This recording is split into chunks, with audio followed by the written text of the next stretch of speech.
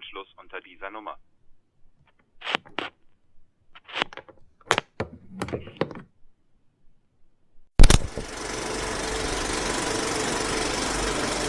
Whether you're a precocious elementary schooler or a senior waiting to leave college, all of us kids in Plainfield found ourselves counting down the days until Mescalune's mobile cinema rolled back into town. There were no advertisements for it posted anywhere, especially not the public notice boards at the library or the town hall, nor were particular return dates announced after the last screening, nor did the mobile cinema have a set schedule by which to calibrate our internal clocks. We would always learn of its return from a rumour. Somebody would mention hearing of a showing 2 towns over, meaning our turn would come tomorrow night. Or else someone would have heard on good authority from a friend of a friend that Plainfield would be the next town on the circuit, making next weekend the one we'd all been waiting for. And sure enough, one of those rumours would be true. We'd gather in the fields at the edge of town, and there would be Mr. Mescalune himself, dressed in his tattered top hat and patchwork tuxedo, standing outside the modified trailer that contained the rarest movie house in the world. We would enter through the back of the trailer, if we were one of the lucky few to be admitted. Inside, the trailer contained a few rows of metal folding chairs welded to the floor, with a narrow aisle stretching down the middle. The chairs faced a stark white wall, onto which a projector dangling from the ceiling would beam whatever film Mr. Mescalune had to show us. They were always worth seeing, every one, because you could never see anything like them anywhere else. Maybe we were biased, since Plainfield didn't actually have a movie theatre of its own, or a roller rink, or an arcade, or anywhere for kids to go for entertainment. Our parents weren't big on such things.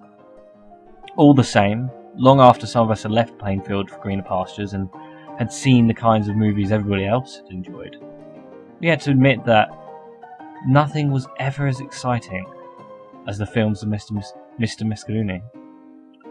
We never knew exactly what to expect going into the screening. Sometimes these films were no more than 10 minutes long, others ran for over 3 hours. We could never recognise the actors and actresses on screen, partially because we never had the chance to learn about and grow enamoured of movie stars through magazines and gossip rags, since anything not a textbook would be confiscated at school. Mostly though, it was because Mr. Mescalune's films used no professional actors.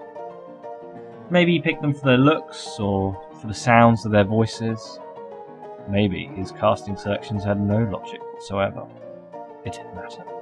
The actors always showed real emotion in his films, no matter how large or small the role. You could tell they were giving it everything they had. You'd be forgiven for thinking they weren't faking. You could be sure of only one thing when you sat down to watch one of Mr. Mescalune's films.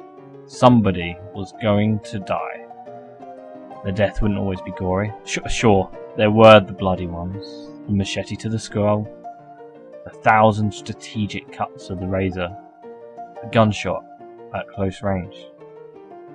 Sometimes they went cleanly, garroted by a masked figure, for example, or left twitching in a chair after drinking a glass of something toxic. Whatever the method, no matter how creative, a filmed death would be more realistic than you could imagine. And so too with the performance leading up to it. The tears, the pleas, the screams. That, we thought, was the chief virtue of Mr. Mescalune's films. How real they were. How true they were. Having endured the blandness and falsehood of the whitewashed novels and television shows our parents forced on us, it felt as if we were seeing the world as it was meant to be seen for the first time in our lives. It was like being born or reborn. We were all grateful to Mr. Mescalune for it. We greeted the end of each film with a standing ovation, and Mr. Mescalune, ever modest, would doff his grungy hat and give us a low bow. We never told our parents about Mr. Mescalune, not only because it would entail revealing that we had sneaked out of our rooms at night and violated our curfews, We predicted that they'd claim he was the devil, like they had with our trading card games and fantasy anthologies, and prohibit us from ever visiting him again. He never charged us money for admission to his screenings. All he asked is that we enter his lottery. To each kid who admitted into the trailer, he provided a paper raffle ticket with a handwritten number on it. Once the film ended and our applause subsided, he'd reach into his hat, fish around inside until his gloved hand emerged, holding a slip of paper. He'd read the number in his quiet, soothing voice and check whether any of our tickets matched. If none did, he would simply smile, shake hands with anybody who stayed behind to thank him for the show, and let us out into the moonlit fields where the lingering crowd of the curious, unadmitted, anxiously questioned us about what we had seen. For several years, we did not know what would happen if one held a matching ticket. Then there came the night when Chris P. won the drawing. Mr. Mescalune reached into his hat like usual, and we scarcely paid attention, accustomed as we were to the slim odds of having the right number. When he announced the winner, half of us didn't even bother to glance at our tickets. Calm as ever, Mr. Mescalune repeated the number. That was when Chris, sitting in the front row, raised his hand. It was as if lightning had struck us and melded us to our seats. This was something even more unprecedented than the films we came to see. We started clapping, and Chris stood and nodded to us politely as Mr. Mescalune came over to congratulate him. All of us were eager to learn what Chris's prize would be, but Mr. Mescalune sent us on our way, keeping only Chris behind. Some of us waited outside the trailer for a long time afterward, but nobody emerged. Given the late hour, we had to head home, lest our families awaken and discover we weren't where we should have been. Chris's absence from school the following day surprised nobody. Who wouldn't take the day off after staying out so late? When he didn't appear the day after, we were perplexed.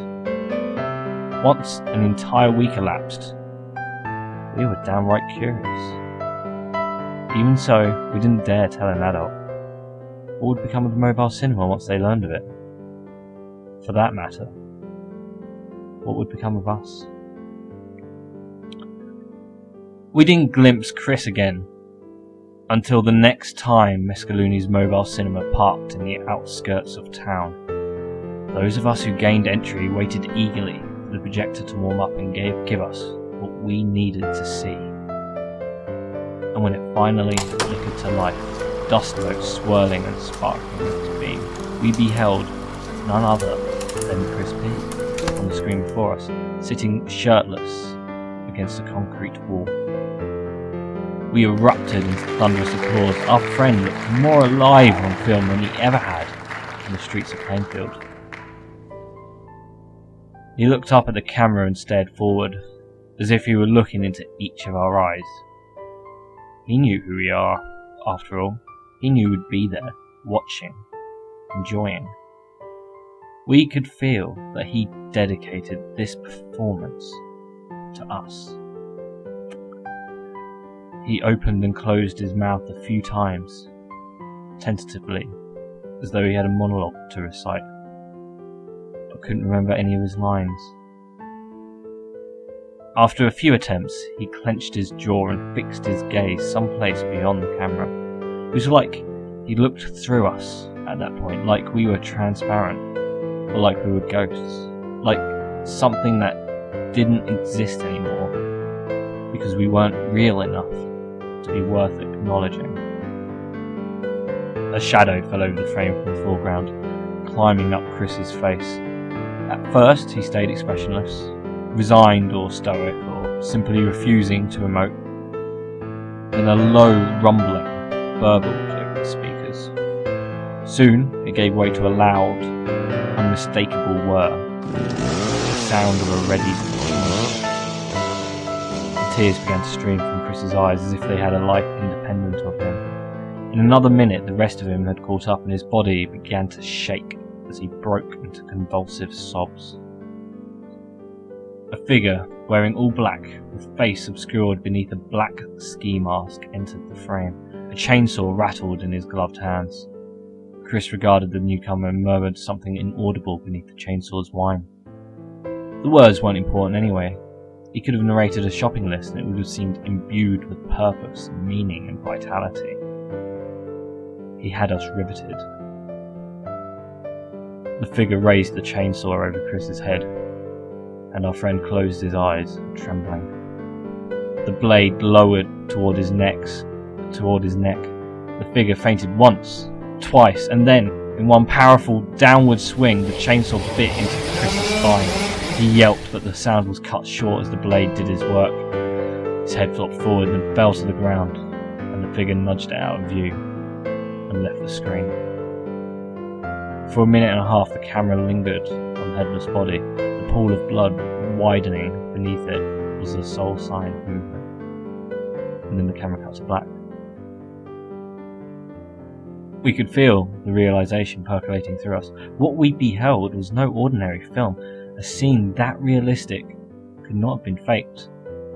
And gradually, it dawned on us that Chris's screen debut was not the exception, but the rule.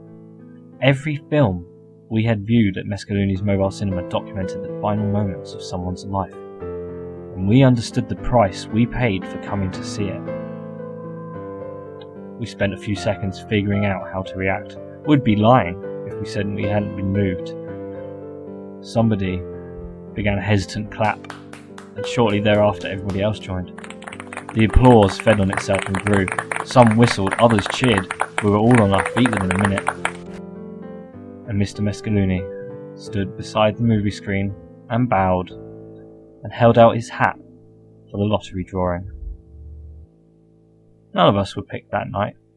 We all went out into the fields, into the crowd, and relayed what we had learned. We let the news settle over us like a fog. We didn't talk about it, because there was nothing to say. Each of us mulled it over in our own personal silence. When we dispersed, all the stars in the sky glowed more brightly as we walked home. Not one of us has drawn the winning number since Chris P. all those years ago.